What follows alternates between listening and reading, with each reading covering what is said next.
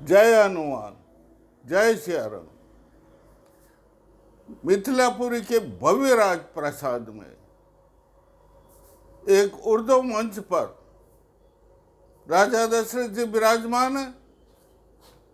उनके पास में कुलगुरु वशिष्ठ जी और दूसरे आसन पर विश्वामित्र जी विराजमान हैं। उसी समय में राम का उनके पास आगमन होता है। राम जी ने अपने माता पिता को प्रणाम किया है, भाइयों के गले लगे हैं और बड़े आनंदित हुए। माता पिता तो बहुत रोमांचित हो गए, पुलकित हो गए राम जी से मिल करके।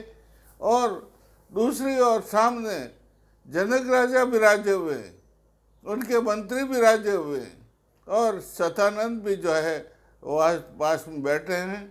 तो जनक राजा मधुरवाणी में राजा दशरथ जी से कहते हैं, ये प्रभु आज मेरा सौभाग्य है कि आप जैसे विश्व के बलशाली राजा मेरे राज्य में पधारे हैं। मेरी इच्छा है कि मैं अपनी बड़ी पुत्री का विवाह श्री राम जी से करूं, मांडवी का विवाह भरत जी से करूं और उर्मिला की विवाह लक्ष्मण जी से करूं और श्रुतकीर्ति का विवाह मैं शत्रुघ्न से करूं। ये मेरी इच्छा है, आप क्या कहना चाहते हैं? तो राजा दशरथ जी इस प्रकार की बात को सुनकर के बड़े आनंदित हुए हैं। उनके पीछे पर्दे में बैठी हुई कौशल्या और सुमित्रा और कैकेयी भी बड़ी प्रसन्नचित्त आनंदित हो गई है। तो दशरथ जी अपने कुलगुरु वशिष्ठ जी की ओर संकेत करते हैं, क्योंकि उनके बगैर तो कोई काम होता नहीं। उनके वंश की रीति है कि सगाई सगपन होता है तो उनके कुलगुरु ही करते हैं।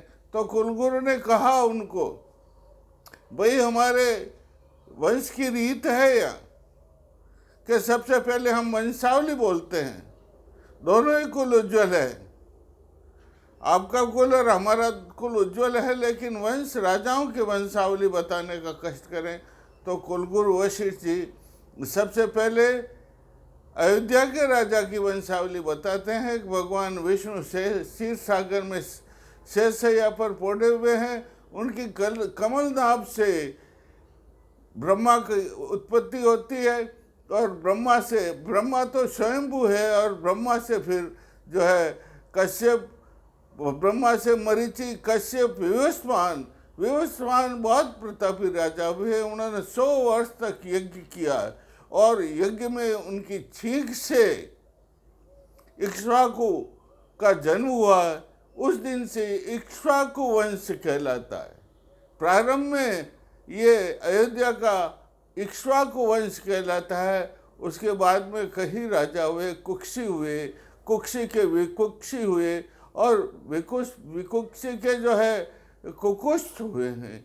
इस प्रकार उनकी वंशावली चलती है। और सगर राजा हुए हैं अयोध्या में, बहुत बड़े प्रतापी। उनके पुत्र असमंजस थे, उनके पुत्र अंशुमान थे, अंशुमान के पुत्र दिलीप थे। दिलीप तो बड़े गोभक्त थे, नंदिनी की बहुत बड़ी सेवा करते थे। और उनके पुत्र राजा भगीरथ हुए हैं, जिन्होंने गंगा को पृथ्वी पर अवतारित किया था भगवान शंकर की दया से, भगवान शंकर की करुणा से। इतने प्रतापी राजा हुए हैं। और दिलीप के आगे जाकर के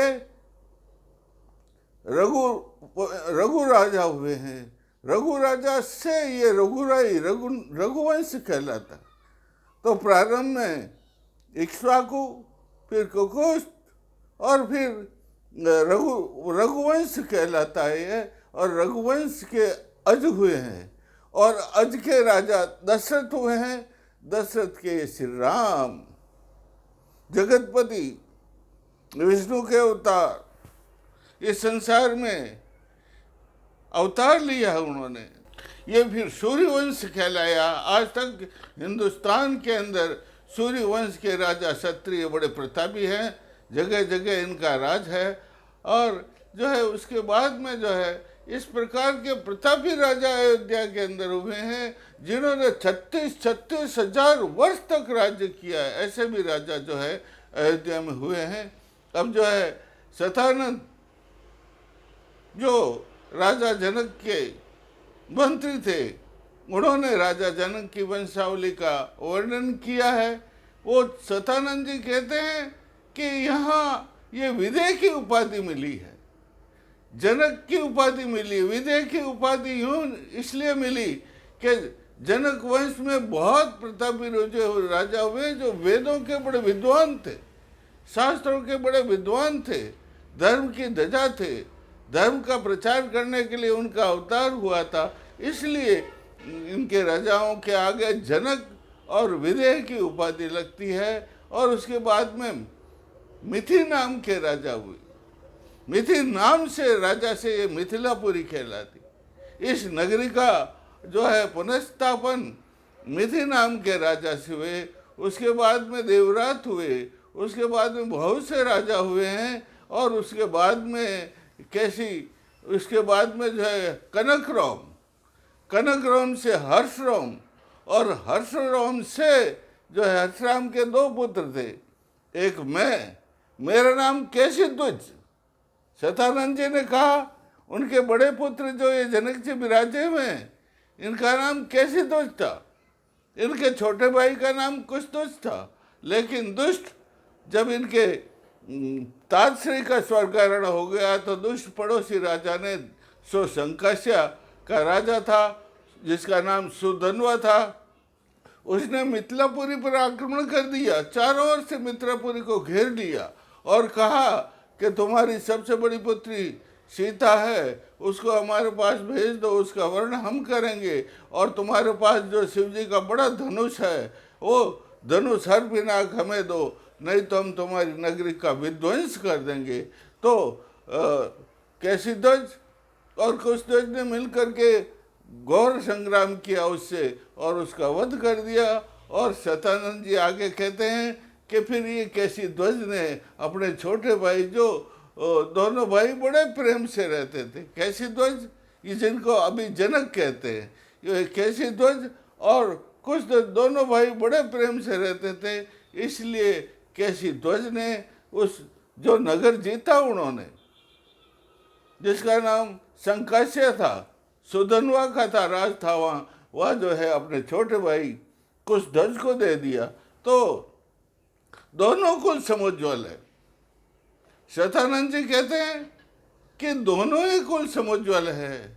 उधर अयोध्या का कुल उज्ज्वल है जिसने भूमंडल को उज्ज्वलित किया है अपने शुभ कार्यों से, और इधर मिथिला का कुल भी उज्ज्वल है। इसलिए अब जो है राजा जनक राजा दशरथ जी से विनम्र प्रार्थना करते हैं, हे प्रभुवर, मैं अपनी चारों पुत्रियों सीता का ब्याह श्री राम जी से, मांडवी का ब्याह श्री भरत जी से, उर्मिला का ब्याह श्री लक्ष्मण जी से, और श्रुतकीर्ति का ब्याह शत्रुघ्न से करना चाहता हूँ। ये चारों पुत्र मैं आपको समर्पित करता हूँ, आप स्वीकृति प्रदान करें। तब जो है राजा दशरथ ने कुलगुरु वशिष्ठ जी की और संकेत किया। कुलगुरु वशिष्ठ जी ने उनको 3 बार कहा, कुलगुरु वशिष्ठ जी ने कहा 3 बार कि हमें आपकी बात स्वीकृत है, हम आपकी चारों पुत्रियों की वर्ण हमारे राम जी, लक्ष्मण जी, भरत जी, शत्रुघ्न जी को जो समर्पित करने की स्वीकृति देते हैं। तो फिर उनका ये कार्य सिद्ध हुआ। और विवाह का कार्य सिद्ध होने के पहले सूर्यवंश की रीति थी, गोदान यज्ञ किया जाता था। गोदान यज्ञ किया गया और नंदी श्राद्ध किया जाता था।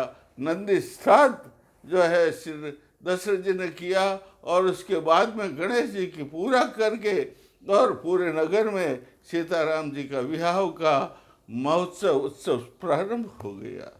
राम जी का रूप चारों दिशाओं में प्रसिद्ध हो रहा है मिथिलापुरी के अंदर, और सभी लोग गुणगान कर रहे, कह रहे आओ हमारा सौभाग्य है, रमा रमापति नगर विवाह, रमा रमापति नगर विवाह। ये रमापति है, ये विष्णु और ये सीता तो लक्ष्मी, इनका विवाह अपने नगर के अंदर हो रहा है। ये अपना सौभाग्य है। श्रीपति, ये श्रीपति हैं, ये जो है लोक दिखाओ, लोक लीला करने के लिए यहाँ पर जो है विवाह कर रहे हैं। हे, एक सखी दूसरी सखी से कहती है, हे सखी, पुण्य भाग, हमने बहुत बड़ा पुण्य किया, जो 3 लोक के अधिपति का हम दर्शन कर रहे हैं। दुर्लभ दर्शन, अरे इनके दर्शन तो बड़े दुर्लभ हैं। योगी, यति, तपस्वी और सिद्ध पुरुष लाखों वर्षों तक तपस्या करते हैं तो इनकी परछाई का भी दर्शन नहीं कर सकते, लेकिन आज हम धन्य हैं कि जो है साक्षात हमारे सामने ये खड़े हैं और इनके हम दर्शन कर रहे हैं। इस प्रकार राम जी का जो है सीता जी के विवाह का उत्सव उस मिथिलापुरी में होना तय हो गया। चारों ओर मिथिलापुरी को बहुत सुंदर सजाया गया, धनकपुरी के समान, कुबेरपुरी के समान, और राजा इंद्र की इंद्रपुरी के समान इस नगर को सजाया गया है। ऐसे ऐसे भवनों का निर्माण किया गया है जो जिनका निर्माण कभी हो नहीं सकता, जो भविष्य में भी नहीं हो सकता, वर्तमान में भी नहीं, भूत में भी ऐसे भविष्य नहीं थे। सिया विवाह महोत्सव छायो, मिथिलापुर मेलो मड़ी भायो, रामा मिथिलापुर मेलो मड़ी मायो। सीता जी का विवाह, राम जी का विवाह लोक दिखाऊ करने के लिए, राम जी का अवतार तो इसीलिए हुआ है, दुर्जों का संहार करने के लिए और मानव संस्कृति का विकास करने के लिए, धर्म का उत्थान करने के लिए हुआ है। इसलिए जो, और ये तो निमित्त है, केवल विश्वामित्र जी तो निमित्त थे, और जो राम जी को लेकर के या मिथिलापुरी में आए हैं और इनका विवाह का उत्सव बहुत बड़ा उत्सव, धूम मची, सीता जी के विवाह की धूम मच गई है और स्त्रियां गौरियां गीत गाने लग गई है और नट जो है नाटक करने लगे हैं। इस प्रकार विचित्र विचित्र चित्र विचित्र मिथिलापुरी नगरी के दर्शन करने के लिए देवता भी अपने वामांगनाओं सहित अपने विमानों में बैठ बैठ करके मिथिलापुरी के ऊपर आ गए हैं और मिथिलापुरी के ऊपर फूलों की वर्षा कर रहे हैं। बोलिए आज के आनंद की जय।